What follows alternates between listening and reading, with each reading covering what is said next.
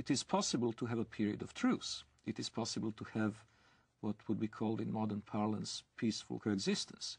But that peaceful coexistence is a tactical ploy and not a permanent solution. Allah's apostle said, I have been ordered to fight with the people till they say, none has the right to be worshipped but Allah. If we consider that if only we changed our policies toward Israel, and if only we changed our policies toward Iraq, or changed our policies toward something else, if only we hadn't taken out the Mossadegh regime in Iran in 1953, and other things people have said to me, these ideas are ridiculous. They're based on a fundamental misunderstanding of the motives and goals of the jihadists.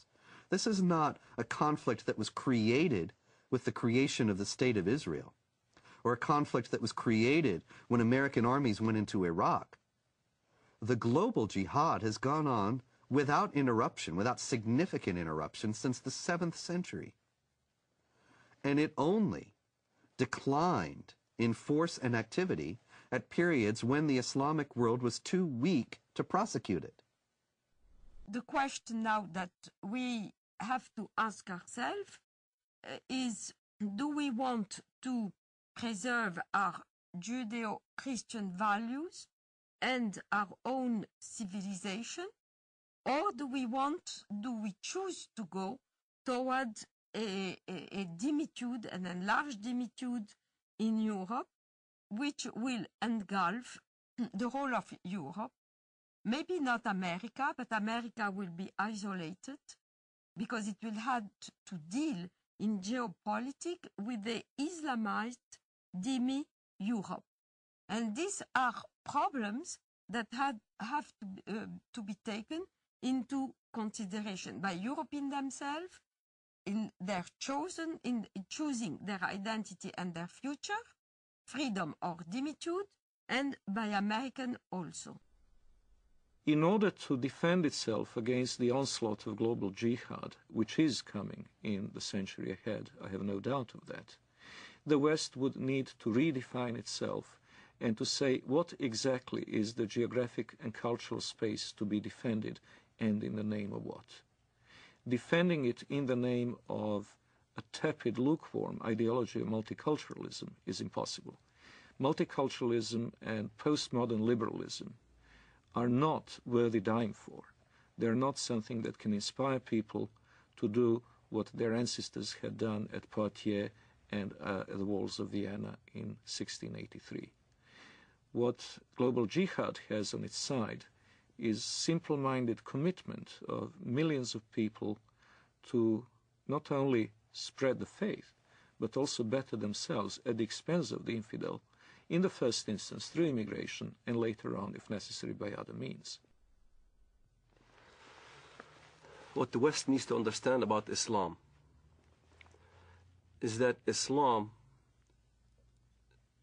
has the potential of replacing the dangers that we just kind of did away with, Nazism and communism. Like Nazism and like communism, Islamism, the end justifies the means. There is no respect for national borders, and the whole ideology is to promote their way of thinking and promote their way of life throughout the entire world. That's what's being taught in the Middle East. That's what's coming out from all the jurisprudence in Al-Azhar in Saudi Arabia and all throughout the Muslim world, is that Islam will conquer and will continue to conquer until it triumphs, until everybody in the world says there's no God but Allah and Muhammad is his prophet. أنصحكم لله يا أمريكا ويا بريطانيا ويا أنتم من قال الله في حقكم قد غضب الله عليكم اليهود يا أبناء القردة والخنازير يا من لا تكون فتنة في الأرض إلا وأنتم عودوا ثقابها كلما أوقدوا نارا للفتنة أطفأها الله. أطفأ الله نوركم وأطفأ الله نيرانكم، ولكننا نحن الرجال الذين انتجبنا الله وأرادنا الله فجعلنا أولي البأس الشديد لقطاف رؤوسكم الأينعت وظهرت وطغت وتجبرت فإنا قاطفوها بإذن الله. The peculiarity of Islam has to be faced, and it has to be faced frankly and openly.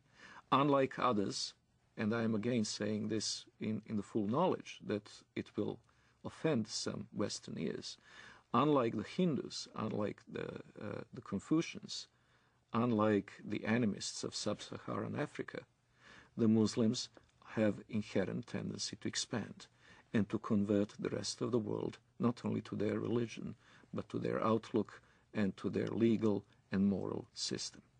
They will not state this openly while they're in a minority in the countries to which they immigrate, but we have seen this time and over again throughout history. Once they reach the numbers necessary to impose their will, they will do so. وسيعلم،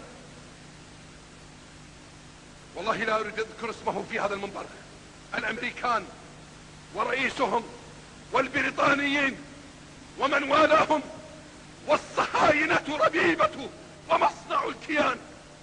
الله أكبر، لو أذن الله لنا يا أمة محمد سيقول حتى الحجر يا مسلم هذا يهودي خلفي تعال واقطع رأسه، ونحن نقطعها والله لا نقطعها أيها اليهود. الله أكبر، الله أكبر، الله أكبر. الجهاد في سبيل الله، الجهاد في سبيل الله، الجهاد في سبيل الله، النصرة لله.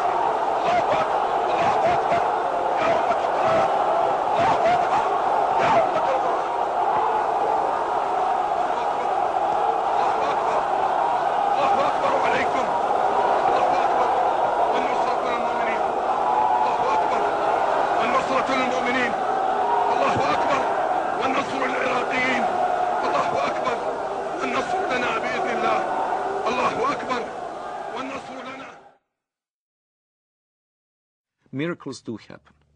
I do not know if it is another, maybe even deadlier terrorist attack that will act as a catalyst, or whether it will be a geopolitical confrontation in the Middle East itself, with Israel perhaps at serious peril.